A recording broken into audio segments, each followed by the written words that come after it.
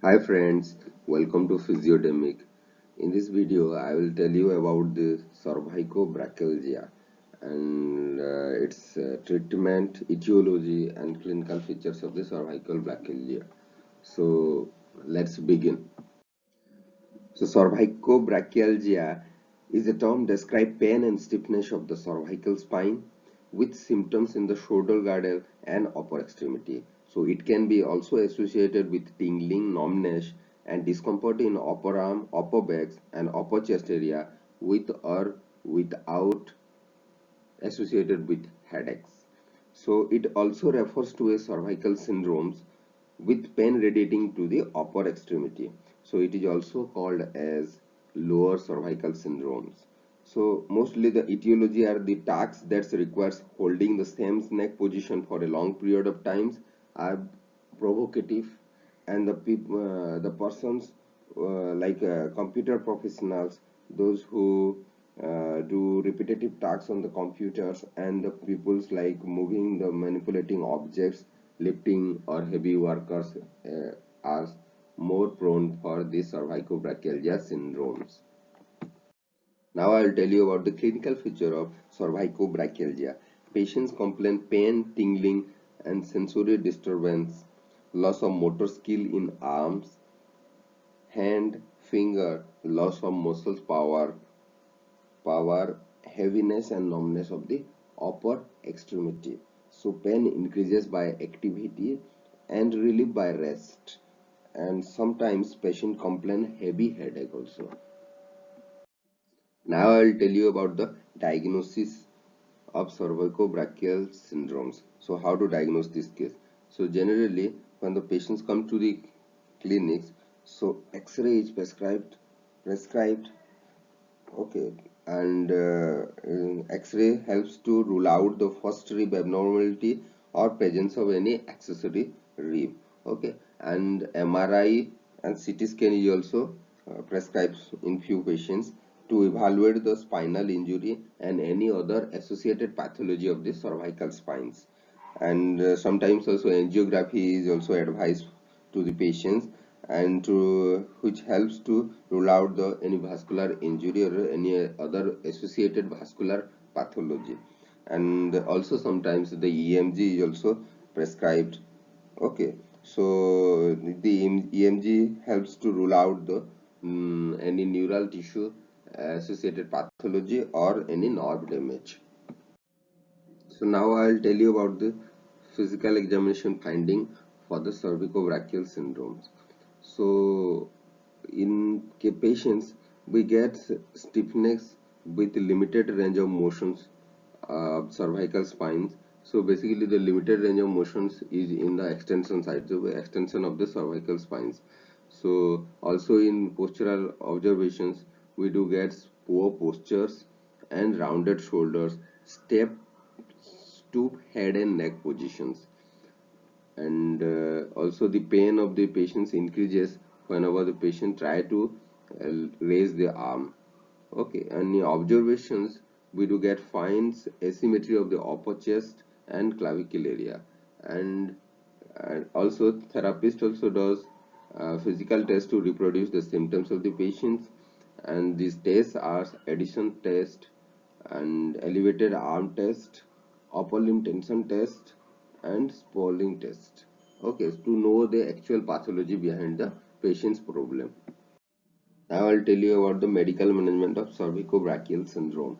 So generally doctors prescribed uh, medications for the patients, and the treatment is conservative and symptomatic patients. So these medications are analgesics, non-steroidal anti-inflammatory drug, muscle relaxants. So if there is a vascular problem associated with the patient's conditions, then dilators are also prescribed. So in some cases cervical epidural injections with corticosteroid to reduce the inflammations is also prescribed. Now I will tell you about the physiotherapy treatment of cervicobrachial syndrome or cervical brachyalgia. So when our patients comes to the physio clinic for the treatment, the therapist take a thorough examinations of the patient, and as per the examination finding, the therapist set a protocol for the patient. Okay, so in this aspect, the manual therapy is very much effective in managing pain, joints restrictions, and disability of the patients when it's combined with the exercise like stretching, strengthening, or motor control exercises. So, fast traction is also very much preferential in managing the cervicobrachial syndrome. So, in mechanical tractions, the parameter is set like the 10-second pull or 5-second rest for 10 minutes, and the body weight or tension is used 10 to 15% of the body weight of the patients. So after that, the AROM exercise is also prescribed for the patient, that is active range of motion exercise for the cervical spine. So all the movements like flexion, extension, rotations, and side flexions is taught to the patients.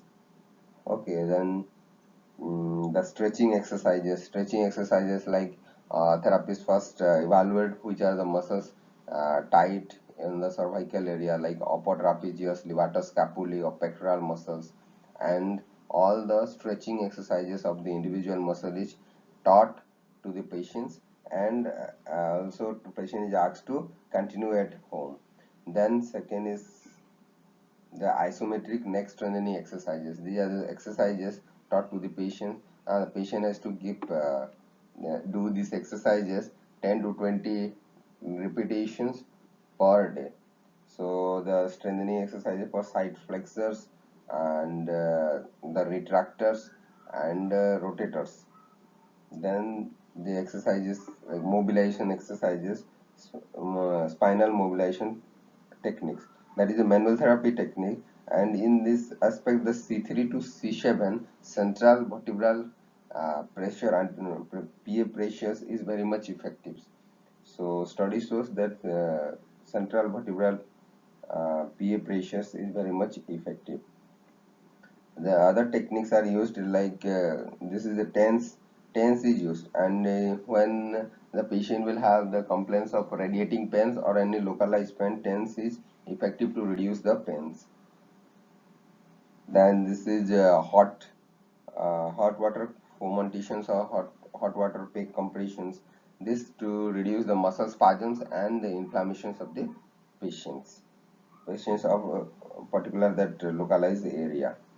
Then this is the soft tissue mobilization technique. In soft tissue mobilization technique, different techniques are there like trigger point ischemic pressures, trigger point release, ischemic pressure, sustained myofascial tensions, and the Rallwings, and also other techniques of soft tissue mobilization are used to reduce the muscle spasm, muscle soreness, and to increase the normal length of the muscles.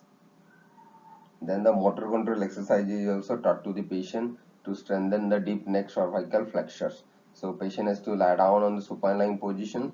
Then patient has to node the head nodding movement like telling yes, yes.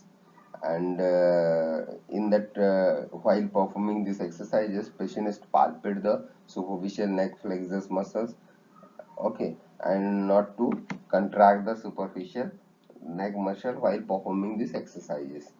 Then the home exercise program is also taught to the patient like strengthening postural control exercises, and all the strengthening techniques is also advised and taught to the patient to continue at home.